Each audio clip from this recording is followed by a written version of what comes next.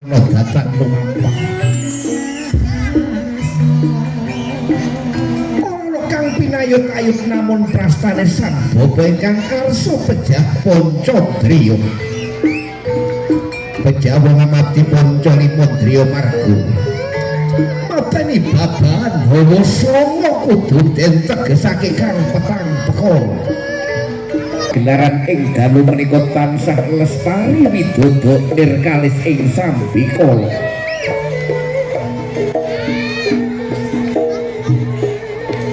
merengeti nini danyang kaki danyang nini bumi kaki bumi bumi kang dipun panggoni maesa lawung sejati ing kaludhangan dalu menika dipun suwun sawapipun pandonga ingkang wilujeng nika Para Madya Wasana marwakani pagelaran ngantos uwusananing hiburan ingkang dipun suwun rahayu nir saking memala ana ganda kang mangambar-ambar tumujuning gondonan akasa kuku sing drupa sesajen agung cok bakal jangkep cok bakal damel ambakali amiwiti pagelaran ing dalu menika mangya karaharjan kalis ing saking bebaya slameto bapak sesepuhipun slameto warga agung terasah desa Glanggang niki mugi-mugi anggenipun badhe mapak wujudipun bersih desa tansah kinabulan lestari widodo nirkalis ing sambikala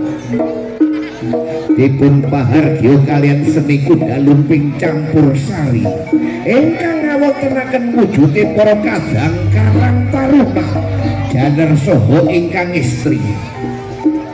mugi-mugi anggenipun kagungan niat sae tansah pinayungan saking Gusti ingkang murbeng dumadi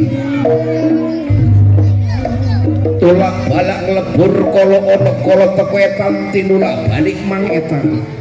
ana kala teko kidul tinulak balik mangidul ana kala teko kulon tinulak balik mangulon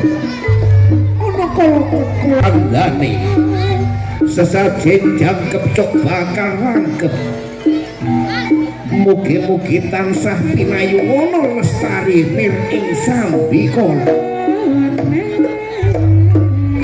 awantu-wantu sanggapa nenuwun dumateng nini danyang kaki danyang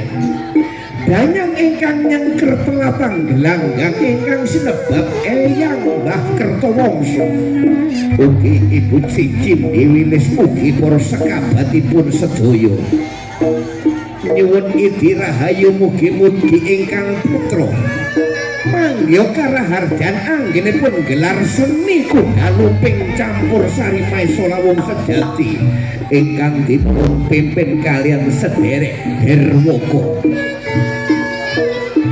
mawantu-wantu mugi-mugi para kadang sengkana kru anggotanipun sedaya para wiyaga para waranggana sambikala